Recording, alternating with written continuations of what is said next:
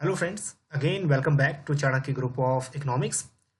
आज के इस वीडियो लेक्चर में हम डिस्कस करेंगे तैयारी जेआरएफ की लेक्चर 9। और आज हम डिस्कस करने वाले हैं 25 expected MCQs of international trade. और जो हमारी सीरीज है तैयारी जेआरएफ की, इसको हम लोग फटाफट से कंप्लीट करेंगे।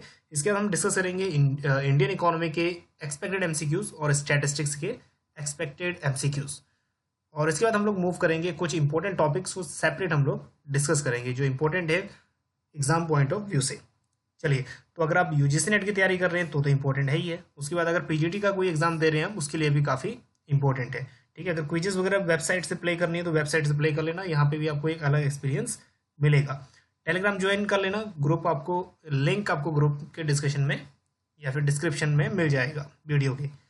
चलिए, तो हम लोग स्ट्रेट फॉरवर्ड कुछ क्वेश्चन हैं जो स्ट्रेट फॉरवर्ड है, और कुछ क्वेश्चन में आपको लॉजिक थोड़ा सा यूज़ करना पड़ेगा। ठीक, हम लोग यहाँ पे डिस्कस ज़्यादा लंबा चौड़ा डिस्कशन नहीं करने वाले, बट हाँ थोड़ा बहुत एक्सप्लेनेशन हम लोग जरूर करेंगे। चलिए, नंबर 1 क्वेश्चन काफ़ी इजी है। The ratio of nation's average export prices relative to its average import prices is the nation's, उसको क्या बोलेंगे? ठीक है, एब्सोल्यूट एडवांटेज बोलेंगे, comparative advantage, terms of trade and exchange rate. ठीक, तो क्या रेशो है? Price of export and price of import. ठीक है, इसको हम लोग क्या बोलते हैं? Price of export and price of import. So that is terms of trade. ठीक है, जो ये हमारा फॉर्मूला है टर्म्स ऑफ ट्रेड का, price of export upon price of import, ठीक है, मल्टीप्लाई 100, तो हमारा एक इंडेक्स निकल जाता है, उसको हम बोलते हैं टर्म्स ऑफ ट्रेड। चलिए, next one, which of the following is correct about the absorption approach? That is very important question. ये क्वेश्चन बहुत बार आ चुका है, इंडिपेंडेंट क्वेश्चन आ चुका है। Who gave the concept of absorption approach of international economics? ठीक है, पहले ये बताएंगे कि ये सबसे पहले ये कॉन्सेप्ट अब्सॉर्प्शन अप्रोच का किसने दिया है, फिर उसके बाद हम लोग आगे मूव करेंगे कि राइट आंसर क्या होना चाहिए। ठीक, तो जिसकी तैयारी चल रही है, जिन लोगों की या जिन बच्चों की अच्छी तैयारी चल रही है, आंसर आपके माइंड में स्ट्रक कर गया होगा। अब्सॉर्प्शन अप्रोच गिवन बाय, बहुत इंपॉर्टेंट है। ठीक है, सिडनी अलेक्जेंडर ने ये कॉन्सेप्ट दिया था, और ये अपने आप में ही जो ये कॉन्सेप्ट है थोड़ा सा इंपॉर्टेंट है। ठीक है, अलेक्जेंडर ने ये कॉन्सेप्ट दिया था, और ये कॉन्सेप्ट की डेट भी लिख लो, कई बार क्रोनोलॉजी आ जाएगा। 1952 में ये कॉन्सेप्ट आया था। ठीक, तो जो टाइम पीरियड था अलेक्जेंडर का 1952 टू 1959 था, तो अगर 1952 भी लेके चलेंगे तब भी बिल्कुल करेक्ट होगा। ठीक, तो ये क्या बोलते हैं? It is a difference between, जो बीओपी होता है वो डिफरेंस होता है नेशन इनकम और एक्सपेंडिचर का। और एक्सपेंडिचर का जो नेम दिया है वो क्या दिया है? अब्सॉर्प्शन ही दिया है। ठीक है, जो एक्सपेंडिचर का मतलब है अब्सॉर्प्शन। तो जो हमारी मार्जिनल एफिशिएंसी ऑफ अब्सॉर्प्शन है, मतलब मार्जिनल एफिशिएंसी ऑफ कंज्यूम है, जितना हम लोग कंजप्शन कर देते हैं, तो ये एक डिफरेंस है आपकी जो नेशनल इनकम, जो आउटपुट और एक्सपेंडिचर का। तो अकॉर्डिंग टू अलेक्जेंडर, इनके अकॉर्डिंग ये कहना है इनका, बीओपी आपका बीओपी इम्प्रूव तभी हो सकता है जब कंट्री का आउटपुट ज़्यादा है कंट्री के एक्सपेंडिचर से। ठीक, सो जो बी ऑप्शन है बिल्कुल करेक्ट है। चलिए, next one, devaluation of currency means devaluation और डेप्रिसिएशन। ठीक है, ये दो टर्म्स काफ़ी इंपॉर्टेंट है, ये दो टर्म्स को माइंड में बिठा लेना। डेप्रिसिएशन और डिवैल्यूएशन दोनों ही अलग अलग टर्म्स है। ठीक, तो डिवैल्यूएशन का मतलब क्या होगा? एक बार स्टेटमेंट पढ़ लीजिए, फिर उसके बाद आंसर दे दीजिए। और अगर वीडियो थोड़ा लेंथी लगेगा तो वीडियो को पॉज बस कर लेना बीच में, अगर आपको लगेगा कि बहुत फास्ट हम लोग चल रहे हैं। ठीक, चलिए, तो डिवैल्यूएशन करेंसी का मतलब होता है reduction in the value of currency deliberately by the government. Government क्या करती है? उसको डेलिबरेटली रुपीस की वैल्यू या फिर करेंसी की वैल्यू को रिड्यूस कर देती है। ठीक, और गवर्नमेंट ऑफ इंडिया ने भी अभी तक ये 3 बार किया है डिवैल्यूएशन की पॉलिसी। ठीक, अपने आप ही रुपीज़ की वैल्यू नीचे करिए, ताकि एक्सपोर्ट जो है हमारे एक्सपोर्ट बढ़ जाएंगे। क्यों? क्योंकि एक्सपोर्ट प्राइजेस कम हो जाएंगे, तो एक्सपोर्ट बढ़ जाएंगे, और जो बीओपी हमारा डेफिसिट में चल रहा था वो फिर सरप्लस में आना शुरू कर देगा। ठीक है, ये मतलब बैलेंस हो जाएगा। और एक है यहाँ पे reduction in the value of currency. ठीक है, ये मार्केट फोर्सेस से है, तो इसको हम क्या बोलेंगे? इसको बोलेंगे depreciation. That is depreciation of country, या फिर डिवैल्यूएशन और डेप्रिसिएशन अलग अलग चीज़ है। ठीक, तो यहाँ पे जो राइट आंसर है दैट इज बी। चलिए, next question, question number 4, factor price equalization talks about equalization in. सबसे पहले ये बताएंगे कि factor price equalization of international trade given by home. तो बहुत बार आ जाता है the theory of factor price equalization given by home. ठीक ठीक है, डायरेक्ट क्वेश्चन ये पर बनता है, कई बार मैच ऑफ द फॉलोइंग में भी पूछ लेता है ये वाला। ठीक, तो ये कॉन्सेप्ट दिया है, that is concept given by Samuelson. ठीक, चलिए तो ये हम लोग इक्वलाइजेशन करते हैं price relative and absolute returns to all homogeneous factors across the nations. जो A1 बिल्कुल करेक्ट है। तो इसमें जो एब्सोल्यूट रिटर्न्स है, मतलब जो आप फैक्टर यूज कर रहे हो उसमें से जो आपको रिटर्न्स मिल रहे हैं, ठीक है, उसकी भी हम लोग स्टडी करते हैं। और रिलेटिव्स, और जितने भी इनकम या जितने भी रिटर्न्स उससे रिलेटेड या फिर उससे इनडायरेक्टली हम लोग अर्न कर रहे हैं, फैक्टर से इनडायरेक्टली अर्न कर रहे हैं, वो भी इसमें ऐड होता है। So that is relative and absolute returns to all homogeneous factors across the nation. जो ए है बिल्कुल करेक्ट है। चलिए क्वेश्चन नंबर 5। कुछ आपने ये क्वेश्चन पहले ही देखा होगा और ये कॉन्सेप्ट समझा भी होगा, concept of twin deficit.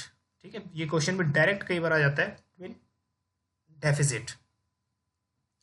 So जो ट्विन डेफिसिट का कॉन्सेप्ट है, ये कॉन्सेप्ट, चलिए हम लोग आंसर की तरफ चलते हैं सीधा ही। तो जिसका राइट आंसर है यहाँ पर क्या है, राइट आंसर फटाफट कमेंट कर देंगे, उसके बाद हम लोग सीधा आगे चलते हैं। चलिए, ट्विन डेफिसिट में दो डेफिसिट होते हैं, एक होता है फिजिकल डेफिसिट और एक होता है करेंट अकाउंट डेफिसिट। ठीक, तो अभी एक 2020-21 का जो रिवाइज फिजिकल डेफिसिट है वो कितना है, अगर आपको याद हो फटाफट कमेंट कर देंगे, और इससे पता भी लगेगा कि आप कितने अपडेट हो।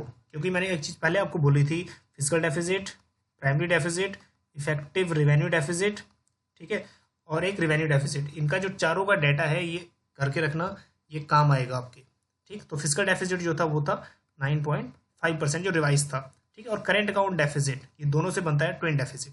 और अभी अगर हम बात करें करेंट अकाउंट डेफिसिट की, तो करेंट अकाउंट 2020-21 का डेफिसिट में नहीं गया है, सरप्लस में गया है। ठीक है, मतलब 0.9 जो है वो सरप्लस में रहा है। ठीक, करेंट अकाउंट सरप्लस में रहा है, पहले ये करेंट अकाउंट डेफिसिट में रहता था। तो ट्विन डेफिसिट की जो दोनों ही मिलके बना डेफिसिट, जो ट्विन डेफिसिट का मतलब physical deficit plus current account deficit. So जो फर्स्ट ऑप्शन है बिल्कुल करेक्ट है, high physical deficit and high current account deficit. चलिए next one is Tobin tax. ठीक है, ये टैक्स भी आपने बहुत बार देखा होगा या फिर बहुत बार कहीं सुना होगा, टॉबिन टैक्स। ठीक है, तो टॉबिन टैक्स का जो कॉन्सेप्ट था, ये सबसे पहले प्रोफेसर टॉबिन ने दिया था 1972 में। अब क्यों दिया था फटाफट कमेंट करेंगे कि इसमें से राइट आंसर क्या होना चाहिए। ठीक है, मनी मार्केट में है, कम्युनिटी मार्केट में है, शेयर मार्केट में है, या फिर फॉरेन एक्सचेंज मार्केट में ये टैक्स इम्पोज होता है। ठीक, तो जो करेक्ट आंसर है दैट इज ए, जो ये टैक्स इम्पोज होता है वो होता है फॉरेन एक्सचेंज मार्केट में। अब एक बार और समझ लेते हैं, ये टैक्स इम्पोज होता है स्पॉट करेंसी ट्रांजेक्शन पे। जो स्पॉट करेंसी ट्रांजेक्शन होती है उस पर ये लगता है। अब ये क्यों लगता है, जो हॉट मनी होती है, जो स्पेकुलेशन वाली मनी होती है, स्पेकुलेशन की जो मनी यूज होती है उसको कम करने के लिए, ठीक है, जो सट्टे बाजारी है उसको कम करने के लिए टॉबिन टैक्स इम्पोज होता है। चलिए अब ये जो नेक्स्ट क्वेश्चन है, नेक्स्ट वाला क्वेश्चन बिल्कुल उसी के ऊपर बेस्ड है, टॉबिन टैक्स के ऊपर। ठीक है, ये हॉट मनी क्या है फटाफट बताएंगे, हॉट मनी क्या है, क्योंकि जो पीजीटी के एग्जाम्स है ना उसमें ये क्वेश्चन काफ़ी आएंगे, हेलीकॉप्टर मनी, हॉट मनी। ठीक है, इस टाइप के मनी काफ़ी पूछा जाएगा। चलिए हॉट मनी का मतलब क्या होता है, चलिए हम लोग सीधा आंसर मूव करते हैं। अगर आपको आंसर पता है तो फटाफट कमेंट करेंगे, अगर वीडियो फास्ट चल रहा है तो इसको थोड़ा पॉज कर देंगे। ठीक, तो जो राइट आंसर है that is short term capital movement from one country to another country seeking higher rate of interest. तो क्या है, शॉर्ट टर्म कैपिटल मूवमेंट है, मनी को एक कंट्री से दूसरी कंट्री में सेंड कर रहे हैं शॉर्ट टर्म, ठीक है, ताकि हायर रेट ऑफ इंटरेस्ट मिल सके, और safety of capital respective of the rate of interest. ठीक, तो जो ए ऑप्शन है बिल्कुल करेक्ट है। और एक बात ध्यान रखना, कई बार क्वेश्चन आ सकता है hot money related with short term capital movement या long term capital movement. So it is related with short term capital movement. चलिए next one, the terms of trade would be beneficial for that country whose. ये question आपने बहुत बार सुना होगा या बहुत बार अपने एग्जाम में भी ये फेस भी किया होगा। टर्म्स ऑफ ट्रेड से काफ़ी क्वेश्चन आते हैं, ऑफर कर्व से काफ़ी क्वेश्चन आते हैं। ठीक, तो जो टर्म्स ऑफ ट्रेड बेनिफिशियल उस कंट्री के लिए होगा जिसका ऑफर कर्व क्या होगा, फटाफट कमेंट करेंगे। तो पहले हम लोग चलते हैं कि एक ऑफर कर्व होता क्या है। ठीक है, जो एक ऑफर कर्व तो आपने बेसिकली देखा ही है, ऑफर कर्व आपने देखा ही होगा, A offer curve, B offer curve. लेकिन जो एक प्रैक्टिकल इसका एक फॉर्मूला है, पहले फॉर्मूला समझेंगे तो सब चीज़ समझ आ जाएगा। फॉर्मूला क्या है इसका, जो हमारा इलास्टिसिटी डिमांड का होता है ना, percentage change in quantity demand and percentage change in price, बस वही चीज़ है। बट यहाँ पे एक चीज़ ऐड हो जाएगा, इम्पोर्ट। ठीक, मतलब अब आपको समझ आ गई होगी एक बात कि percentage change in quantity demand of import and percentage change in price of import. ठीक है, बस सिर्फ एक इम्पोर्ट वर्ड यूज हो जाएगा, बाकी वही फॉर्मूला है। पहले स्टेटमेंट देखते हैं, offer curve is more elastic. तो ऑफर कर्व मोर इलास्टिक तब होगा जब प्राइस में चेंज 1% हुआ, प्राइस में चेंज कम हुआ और उससे ज़्यादा चेंज हुआ डिमांड में। ठीक है, quantity of demand for imports उससे भी ज़्यादा चेंज हुआ 2% का, तो ये क्या हो गया, मोर इलास्टिक हो गया। तो इस सेंस में क्या होगा, इस सेंस में हम लोग क्या करेंगे, इम्पोर्ट ज़्यादा करेंगे। ठीक, यहाँ पे इलास्टिसिटी कितनी है, मोर है, तो इम्पोर्ट हम लोग यहाँ पे ज़्यादा करेंगे। और अब दूसरी स्टेटमेंट देखते हैं, offer curve is less elastic. Offer curve is less elastic का कहने का मतलब ये है कि percentage change in quantity price, जो प्राइस है, प्राइस में 2% का चेंज हुआ और जो क्वांटिटी डिमांड है इम्पोर्ट की उसमें 1% का चेंज हुआ। ठीक, तो ये है दैट इज 0.5। ठीक, तो इसमें लेस इलास्टिक है, कहने का मतलब ये है कि प्राइस में तो चेंज ज़्यादा हुआ है लेकिन आपकी जो डिमांड थी उसमें चेंज बहुत कम हुआ। ठीक, तो हमें इम्पोर्ट की ज़रूरत नहीं पड़ेगी, तो इस केसेस में हमारा जो है इम्पोर्ट कम होगा और एक्सपोर्ट ज़्यादा होगा। ठीक, तो इम्पोर्ट कम होगा तो ऑटोमेटिकली जो हमारा जो टर्म्स ऑफ ट्रेड है वो बेनिफिशियल रहेगा। सो जो बी ऑप्शन है बिल्कुल करेक्ट है, that is offer curve is less elastic. और एक बार ऑफर कर्व भी देख लेना, ऑफर कर्व की जो शेप है वो चेंज होती रहती हैं। जैसे ऑफर कर्व अगर हम बात करें तो ये अगर मूव करें 0 से ए पॉइंट तक, 0 से ए पॉइंट तक अगर हम बात करें तो यहाँ से लेके यहाँ तक ये होता है इलास्टिक। और अगर हम ए पॉइंट की बात करें तो ये ए पॉइंट हो गया यूनिटरी इलास्टिक। और अगर हम बात करें ये वाला पोर्शन, जो ये वाला पोर्शन है इसमें हो गया इन इलास्टिक। ठीक, तो अगर आप फॉर्मूला से समझते हैं तो ज़्यादा अच्छे से समझ आएगा आपको। Now next question, question number 9, market at which transaction will consummated at some specified time in future. अब यहाँ पे एक चीज बिल्कुल मेंशन है, स्पेसिफाइड टाइम इन मेंशन, काफी इजी क्वेश्चन है। ठीक है, तो कौन सा यहाँ पे ट्रांजेक्शन हो गया, स्पॉट ट्रांजेक्शन है या स्पॉट मार्केट में है या फिर करेंट मार्केट है या फिर कैपिटल मार्केट है, फॉरवर्ड मार्केट है। ठीक, तो जिसमें हम लोग क्या कर रहे हैं, स्पेसिफाइड टाइम इन फ्यूचर, हम ट्रांजेक्शन करेंगे स्पेसिफाइड टाइम, मतलब फ्यूचर में एक स्पेसिफिक टाइम पे, फ्यूचर में। ठीक है, तो वो मार्केट है फॉरवर्ड मार्केट। बहुत बार ये क्वेश्चन डायरेक्ट पूछा जाता है। ठीक है, और अगर ऑन द स्पॉट अगर ट्रांजेक्शन हो रहा है तो वो है स्पॉट मार्केट। तो फ्यूचर मार्केट जो है हमारा फॉरवर्ड मार्केट, उसमें एग्रीमेंट तो अभी हो जाता है लेकिन जो ट्रांजेक्शन है वो टेक प्लेस होती है specified time in future, future में टेक प्लेस होती है। चलिए question number 10, Okun's law express a relationship between. ठीक है, ओकुन्स लॉ थोड़ा out of the box question है, ओकुन्स लॉ और एक्सप्रेस द रिलेशनशिप बिटवीन। ठीक है, किस किस के बीच का रिलेशन बताता है। और अगर आपने कॉन्सेप्ट किया तो बहुत इजी क्वेश्चन है, माइंड में स्ट्रक कर गया होगा। ओकुन्स लॉ हमें ये बताता है कि it is a relationship between real GDP and change in the unemployment rate. ठीक है, जो बी है बिल्कुल करेक्ट आंसर है। अब ओकुन्स लॉ के बारे में थोड़ा और कुछ जान लीजिए।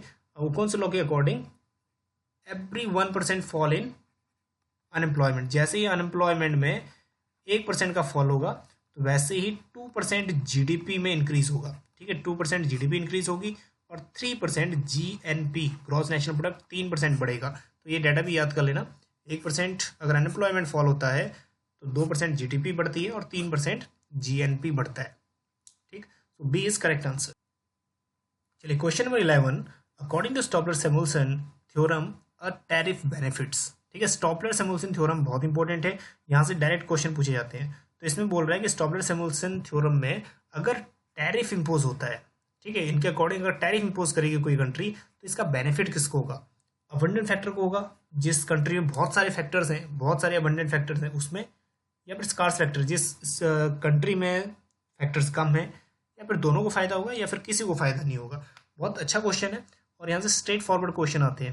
ठीक है, तो इससे रिलेटेड भी हम लोग कुछ पता करेंगे। तो स्टॉपलर-सैमुअल्सन के अकॉर्डिंग अगर टैरिफ इंपोज होता है तो उसका जो फायदा होता है वो होता है स्कार्स फैक्टर को।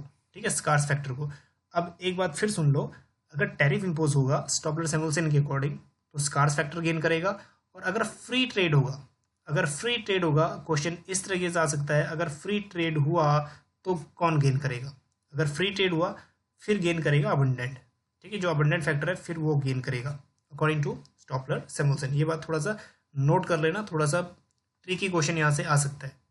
ठीक, चलिए और इसके साथ एक और सुन लीजिए, बिल्कुल इसका एक पैराडॉक्स या फिर एक हम अगर कहें बिल्कुल कॉन्ट्राडिक्टरी पैराडॉक्स है, वो है मैट्जलर पैराडॉक्स। ठीक है, इसके बारे में भी थोड़ा सा आपको पता होना चाहिए, मैट्जलर पैराडॉक्स। ठीक है, अब मैट्जलर पैराडॉक्स बिल्कुल इसके उल्टा बोलता है। मैट्जलर पैराडॉक्स क्या बोलता है, जैसे ही कोई नेशन अगर टैरिफ इंपोज करेगा तो टैरिफ इंपोज करने से क्या होगा, जो अबंडेंट फैक्टर है उसके लिए फेवरेबल रहेगा, और जो स्कार्स फैक्टर है उसके लिए अनफेवरेबल रहेगा। ठीक है, मतलब जो अबंडेंट फैक्टर वो गेन करेगा और स्कार्स फैक्टर लॉस करेगा आफ्टर टैरिफ। ये किसका कॉन्सेप्ट है, मैट्जलर पैराडॉक्स का। ठीक है, उसका जस्ट अपोजिट। चलिए next question number 12, an area where all barriers removed among members but each nations retains its own barriers is called. जितने भी मेंबर कंट्री है उसमें तो रिमूव हो गए बैरियर, लेकिन जितने भी नॉन मेंबर कंट्रीज हैं उनके साथ अपने अपनी तरीके से बैरियर्स इंपोज कर रही है कंट्रीज। तो किस टाइप की इकोनॉमिक इंटीग्रेशन हुई, ठीक है, किस टाइप की ये ग्रुपिंग बनी। तो इस टाइप की जो ग्रुपिंग है जिसमें अपनी अपनी बैरियर्स इंपोज करते हैं, तो वो बैरियर्स बनी फ्री ट्रेड एरिया। और ये जितने भी है ना, ये free trade area, European that economic union, इनकी एक हायरार्की भी है, छोटे लेवल से ऊपर लेवल तक। उस हायरार्की भी कर लेना, कई बार उसमें आ जाता है। ठीक है, हायरार्कियल लेवल पे लगाओ। तो फ्री ट्रेड एरिया में जितने भी बैरियर्स हैं वो तो रिमूव कर दिए हैं, लेकिन जो नॉन मेंबर कंट्रीज हैं उनके लिए अपने अपने तरीके से बैरियर इंपोज करेंगे। ठीक है, और कस्टम यूनियन, इसको भी देख लो, कई बार आ जाता है कस्टम यूनियन है क्या। तो कस्टम यूनियन इसमें क्या होता है, बिल्कुल सेम फ्री ट्रेड एरिया की तरह ही है, लेकिन यहाँ पे क्या होता है, जितने भी कंट्रीज हैं वो सेम टैरिफ इंपोज करती हैं नॉन मेंबर कंट्री से साथ। ठीक है, यहाँ अपने तरीके से इंपोज नहीं करती, जितने भी मेंबर नेशन है वो सेम टैरिफ इंपोज करते हैं नॉन मेंबर के साथ। फिर कॉमन मार्केट आता है। अब आपको पता है कॉमन मार्केट क्या होता है, इसमें फ्री मूवमेंट ऑफ फैक्टर्स होती है, जितने भी फैक्टर्स हैं, लेबर, कैपिटल वगैरह, उनकी मूवमेंट्स होती हैं। फिर इकोनॉमिक यूनियन एडवांस लेवल का है, और इकोनॉमिक यूनियन सबसे टॉप पे हम लोग इंटीग्रेशन मानते हैं इसको। तो इसमें सबसे पहले गुड्स एंड सर्विसेज की मूवमेंट आती हैं, उसके बाद जितने भी फैक्टर ऑफ प्रोडक्शन है उसकी मूवमेंट्स भी आती हैं। ठीक, इसलिए हमको इसको एडवांस लेवल का इकोनॉमिक इंटीग्रेशन मानते हैं। चलिए, जो यहाँ राइट आंसर है वो है डी। चलिए question number 13, Marshall law condition state that the foreign exchange market would be stable if some of the price elasticities of the demand for imports and demand for export is। ठीक है, अब एक बात ध्यान देना, martial law condition आपने की होगी, उसमें वो दो चीज़ें बोलते हैं, elasticity of demand and elasticity of supply more than one, elasticity of demand plus elasticity of supply less than one, elasticity of demand plus elasticity supply equal to one. ठीक है, इन तीनों में से कौन सी कंडीशन आएगी, सो इकोनॉमी स्टेबल रही। ठीक है, foreign exchange market would be stable. तो समझ आ गया होगा आपको, दैट इज इक्वल टू 1। चलिए question number 14, list 1 and list 2 match up करनी है। और match of the following questions काफ़ी इंपॉर्टेंट है, क्योंकि इसमें से आप लोग ना एक तो इंडिविजुअल क्वेश्चन आप सीख जाते हो, दूसरा हमें ये सीखने को मिलता है यहाँ से पेयरिंग में क्वेश्चन है। अगर एक भी क्वेश्चन आपको माइंड में इंडिकेशन करता है, उससे भी आंसर आपका निकल सकता है इस टाइप की क्वेश्चनिंग में। चलिए number 1, low level equilibrium trap. ठीक है, लो लेवल इक्विलिब्रियम ट्रैप, तो ये जो थ्योरी दी थी that is given bye Nelson. ठीक है, एक बार इनका टाइमिंग है, एक बार टाइमिंग भी लिख लीजिए, कई बार जो इनकी टाइमिंग है या फिर जो इनका ईयर है वो भी कई बार पूछ लेता है। तो इसकी जो टाइमिंग है वो है 1956। ठीक है, ईयर। उसके बाद जो नेक्स्ट है poverty measurement by Suresh Tendulkar. ठीक है, सो इसका जो टाइम पीरियड 2009 और 2013 में इसको अप्लाई किया था। तो लेजिस फेयर पॉलिसी, अब आपको पता है लेजिस फेयर पॉलिसी किसने दी है, that is classical Adam Smith. ठीक, जिसमें गवर्नमेंट इंटरवेंशन नहीं होना चाहिए। So industrial reserve army that is given by Karl Marx. ठीक, सो जो है हमारा जो क्रोनोलॉजी ऑर्डर है वो क्या रहेगा, low level equilibrium trap Nelson, chronology या मैच द फॉलोइंग। तो फर्स्ट का हो गया 3, ठीक है, ये वाला, एंड सेकंड का 4, उसके बाद सेकंड एंड 1। तो जो बी ऑप्शन है बिल्कुल करेक्ट है। चलिए question number 15, arrange the following books in correct chronological order. अब यहाँ से हमें दो चीज़ें सीखने को मिलेंगी, एक तो ये बुक किसने लिखी है और दूसरा इनका क्रोनोलॉजी। ठीक है, नंबर 1 दास कैपिटल। ठीक है, किसने लिखी है दास कैपिटल, बहुत इंपॉर्टेंट है, डायरेक्ट क्वेश्चन कई बार आ चुका है। तो दास कैपिटल बुक किसने लिखी है फटाफट कमेंट करेंगे। So it is written by Karl Marx. ठीक है, और कार्ल मार्क्स ने ये थ्योरी कब लिखी थी या फिर ये बुक कब लिखी थी, एक बार इसका जो टाइमिंग है वो भी लिख लीजिए, दैट इज 1867 में। उसके बाद value and capital, value and capital written by Home, value and capital जो बुक है वो लिखी हुई है G.R. हिक्स ने। ठीक है, और G.R. हिक्स ने इसकी टाइमिंग भी लिख ली है 1939। और capital and growth, capital and growth book भी G.R. हिक्स की है। ठीक है, G.R. हिक्स की है और इसकी टाइमिंग लिख लीजिए, टाइमिंग इसका 1965। उसके बाद अक्यूमुलेशन ऑफ कैपिटल। ठीक है, अक्यूमुलेशन ऑफ कैपिटल रोजा लग्जमबर्ग की बुक है और ये पब्लिश हुई थी 1913 में। तो ये डिफरेंट बुक्स के डेट्स याद रख लीजिए, क्रोनोलॉजी में आपके काम आएगी, कई बार इंडिविजुअल क्वेश्चन में पूछ लेगा। ठीक, तो सबसे जो पुरानी थ्योरी है इसमें वो है कार्ल मार्क्स की। ठीक है, ए, तो इसमें से 2 और 3 में से आंसर होना चाहिए। फिर उसके बाद जो नेक्स्ट है वो है 1913 डी। ठीक है, फिर उसके बाद है बी, दैट इज हिक्स की और वैल्यू एंड कैपिटल। फिर उसके बाद कैपिटल एंड ग्रोथ 1965। ठीक, तो जो राइट आंसर है यहाँ पे दैट इज 2। चलिए next question number 16, when a nation impose N import tariff the Nations offer कब। ये क्वेश्चन इसलिए ऐड करते हैं हम लोग बार बार क्योंकि इस टाइप की क्वेश्चनिंग बार बार आती है। ठीक है, और जो डाउट होता है वो इन दोनों ऑप्शन में ही होता है। ठीक है, दो ऑप्शन में तो ये नीचे वाले ऑप्शन में नहीं होता डाउट, जो दो ऊपर के ऑप्शन है इसमें ही हमेशा डाउट रहता है। ठीक है, when a nation impose N import tariff, तो नेशंस का जो ऑफर कर्व है वो किधर शिफ्ट होगा। चलिए फटाफट कमेंट करेंगे कहाँ शिफ्ट होगा, फिर हम इसको प्रैक्टिकल समझेंगे कि एक डायग्राम के थ्रू। ठीक है, कि कहाँ ये शिफ्ट होना चाहिए। चलिए हम लोग डायग्राम के थ्रू समझते हैं। तो हम लोग यहाँ पे हम ये समझते हैं कि जो बी ऑफर कर्व है ये बी का एक्सपोर्ट है और इस साइड एक्स एक्सिस पे ए का एक्सपोर्ट है। ठीक, तो ऑफर कर्व हम लोग, ये बी का ऑफर कर्व है और ये ऑफर कर्व है ए का। अब आपको हम लोग ये अज्यूम करके चल रहे हैं कि आपको जो छोटी एजम्पशंस है इसकी वो आप लोग ऑलरेडी समझते हैं। ठीक, तो जहाँ पे ये दोनों इक्वलाइज हो रहे हैं वहाँ पे क्या है, टर्म्स ऑफ ट्रेड। ठीक है, टर्म्स ऑफ ट्रेड हम लोग दे देते हैं ई पॉइंट, टर्म्स ऑफ ट्रेड।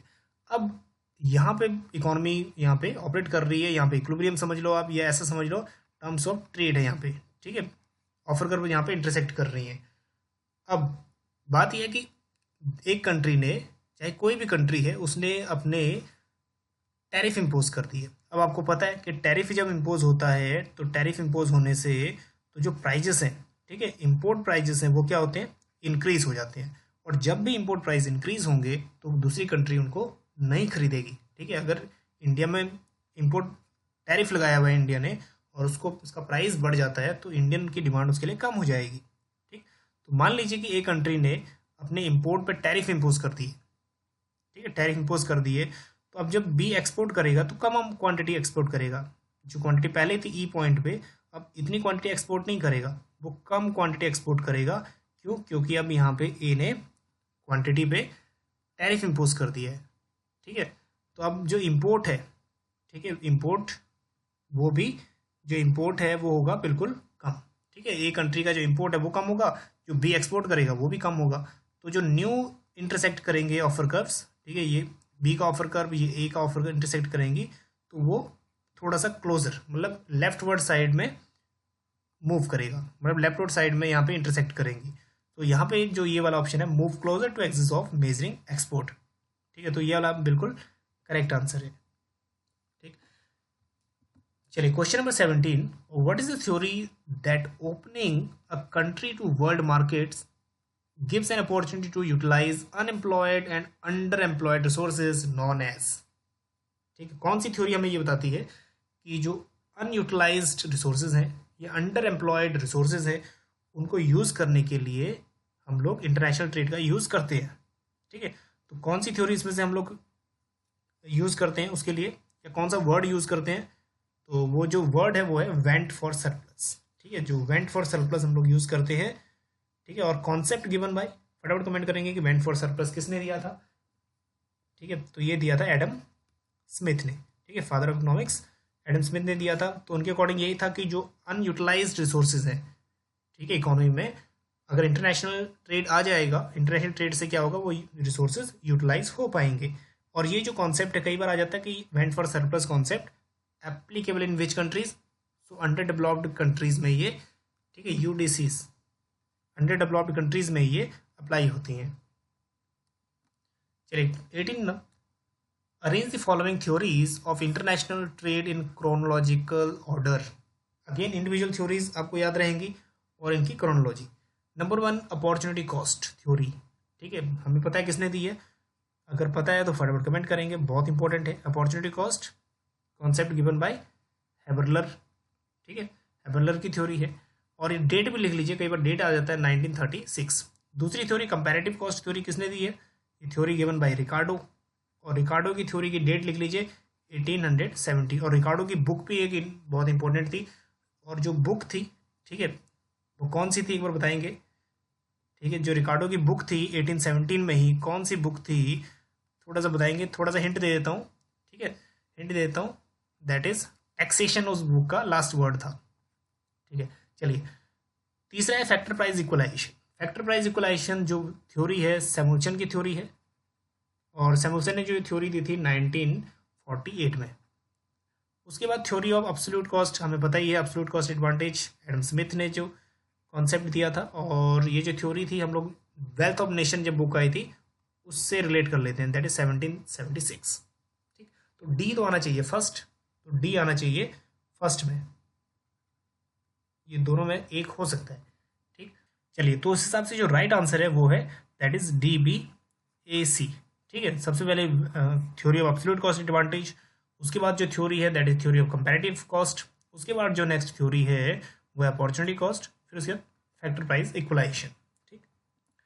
चलिए 19th question, again list 1 and list 2, बहुत इंपॉर्टेंट भी है और बहुत इजी भी है। Law of absolute cost advantage, comparative, modern theory of international trade and opportunity cost principle, ठीक है। काफ़ी इजी है क्वेश्चंस, और ये क्वेश्चंस पीजीटी में डायरेक्ट आते हैं कई बार, ठीक है। एब्सोल्यूट कॉस्ट हमें पता है that is given bye Adam Smith, उसके बाद कंपैरेटिव कॉस्ट गिवन बाय रिकार्डो, उसके बाद नेक्स्ट मॉडर्न थ्योरी हेक्सचर-ओलिन, और उसके बाद हेबरलर, ठीक है। अभी ये जो पिछला क्वेश्चन था लगभग लगभग सेम ही है, ठीक।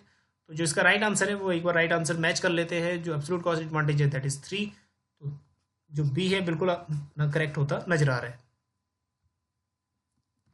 चलिए next question, question number 20, in the two factor two good Heckscher Ohlin model the two countries differ in, जो दो हम 2x2x2 मॉडल है, 2x2x2 मॉडल, एचओ मॉडल या HO theory of international trade, तो उसमें हम लोग टू कंट्रीज डिफर किस में होती हैं, डिफरेंट किस में होती हैं, ये बताना है, ठीक है। तो जो दो कंट्रीज हैं वो डिफरेंट होती हैं in their relative availabilities of factor of production, ठीक है। फैक्टर सप्लाई, फैक्टर एंडोमेंट, किसी कंट्री में ज़्यादा है फैक्टर सप्लाई, किसी कंट्री में कम है, ठीक है। तो relative availability of factor of production, बिल्कुल करेक्ट आंसर है, दैट इज सी।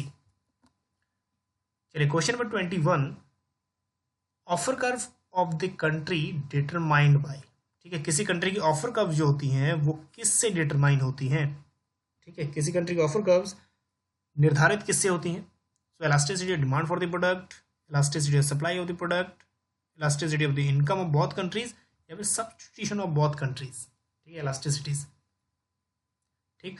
तो आपको एक ऑफर कर्व की अगर स्टडी की है तो आपको ये पता होगा कि इलास्टिसिटी ऑफ डिमांड डिसाइड करती हैं या डिटरमाइन करती हैं ऑफर कर्व्स, ठीक है। जो ए है बिल्कुल करेक्ट है। चलिए question number 22, international trade is most likely to generate short term unemployment in. अब एक क्वेश्चन बिल्कुल थोड़ा सा ट्रिकी क्वेश्चन है। ये क्वेश्चन कह रहा है जैसे ही इंटरनेशनल ट्रेड होता है तो इंटरनेशनल ट्रेड में क्या होता है, एक्सपोर्ट इंपोर्ट ज़्यादा होता है, ठीक है, एक्सपोर्ट भी इंपोर्ट भी, तो उसका शॉर्ट टर्म इम्पैक्ट अनएम्प्लॉयमेंट किस में आ सकता है, ठीक है। कौन सी इंडस्ट्रीज में अनएम्प्लॉयमेंट की प्रॉब्लम आ सकती है शॉर्ट टर्म में, ठीक। सो एक बार क्वेश्चन पढ़ेंगे, उसके बाद आंसर्स देखेंगे, फिर करेक्ट आंसर क्या है ये कमेंट करेंगे, ठीक। तो किस में इसका शॉर्ट टर्म इम्पैक्ट पड़ेगा, industries in which there are neither import nor export, या इम्पोर्ट कॉम्पिटिंग इंडस्ट्रीज, या industries that sell domestic and foreign buyers, and industries that sell to only foreign buyers, ठीक है, एक बार थोड़ा सा एनालिसिस कर लेंगे तो जिसका राइट आंसर है वो है इंपोर्ट कॉम्पीटिंग इंडस्ट्री। ऐसा क्यों? जैसे ही इंपोर्ट होगा तो इंपोर्ट होने के साथ साथ जितने भी क्वांटिटी इंडिया में प्रोड्यूस हो रही थी तो वो वाली बिकनी बंद हो जाएगी, क्योंकि अब बाहर से वो जो हम मंगा रहे हैं वो बिकनी शुरू होगी। एग्जांपल के तौर पे माइक्रोमैक्स, ठीक है, माइक्रोमैक्स मोबाइल जो है बिल्कुल करेक्ट एग्जांपल है। तो जब से अदर मोबाइल्स एंट्री हुई है, जैसे जियोमी है या फिर कोई सैमसंग है या फिर नोकिया है, ये चीज़ें तब से वो वाली मार्केट बिल्कुल बंद हो गई है। ठीक है, तो जो भी लेबर थे वहाँ पे अनएम्प्लॉयड है, तो शॉर्ट टर्म इम्पैक्ट किस पे पड़ेगा? Import competing industries. चलिए question number 23, the automatic borrowing right of a member of IMF are determined by. ठीक है, automatic borrowing rights, borrowing right जो IMF का है किस चीज़ पे डिसाइड होता है वो? ठीक है, किस चीज़ पे निर्धारित होता है कि बोरोइंग कोई कंट्री जो IMF में मेंबर्स हैं वो इतने तक का कर सकती है। ठीक, तो वो डिपेंड करता है, so it's subscribed quota in the fund, कि कितना उसका सब्सक्राइब कोटा है पर्टिकुलर नेशन का। अभी जैसे हम लोग इंडिया की बात करें तो एक कोटा का जो है 2.76% कोटा है। ठीक है, और सबसे ज़्यादा कोटा किसका है ये कमेंट करेंगे। सबसे ज़्यादा कोटा IMF में किसका है या SDR में किसका है? USA का। ठीक है, USA का अप्रोक्सीमेटली 17.46% सबसे ज़्यादा कोटा। चलिए question number 24, match the list 1 with list 2। Again यहाँ पे इंडिविजुअल क्वेश्चन भी बन सकता है इसका। So number 1, gross barter terms of trade. तो कॉन्सेप्ट गिवन है gross barter terms of trade का, एक बार फटाफट एनालिसिस कर लेंगे, फिर उसके बाद फटाफट कमेंट करेंगे कि राइट आंसर क्या होना चाहिए। ठीक, तो gross barter terms of trade directly relation है FW टॉसिंग के साथ। उसके बाद single factor terms of trade ये जुड़ा हुआ है वाइनर के साथ। उसके बाद इनकम टर्म्स ऑफ ट्रेड डोरेंस, और secular deterioration in terms of trade off developing countries ये जुड़ा है ब्रेवरिश सिंगर से। ठीक है, तो फर्स्ट का 3, उसके बाद सेकंड का 1, फर्स्ट का 3, सेकंड का 1, तो जो 3 द थर्ड ऑप्शन है बिल्कुल करेक्ट है। चलिए लास्ट क्वेश्चन है आज का, arrange the following act in order to which they came into force. ठीक है, जो ये कॉम्पिटिशन एक्ट है या कोई और एक्ट है, फटाफट इनकी जो डेट्स हैं ये मेंशन करके जो क्रोनोलॉजी बनती है उसमें हमने इसका आंसर देना है। ठीक है, सबसे पहले कॉम्पिटिशन एक्ट। तो कॉम्पिटिशन एक्ट कब आया था? 2002 में आया था। एक बार फटाफट कमेंट करेंगे कि कॉम्पिटिशन एक्ट का पुराना नाम क्या था, मतलब ये जो रिप्लेस्ड हुआ था। ठीक, तो कॉम्पिटिशन एक्ट फटाफट कमेंट करेंगे, तो ये रिप्लेस्ड हुआ था MRTP एक्ट। ठीक है, 1969 में से। तो monopoly restrictive trade policy, trade practices. So दूसरा है फॉरेन एक्सचेंज मैनेजमेंट एक्ट। ठीक है, FEMA। अगेन जो FEMA है इसने रिप्लेस किसको किया था?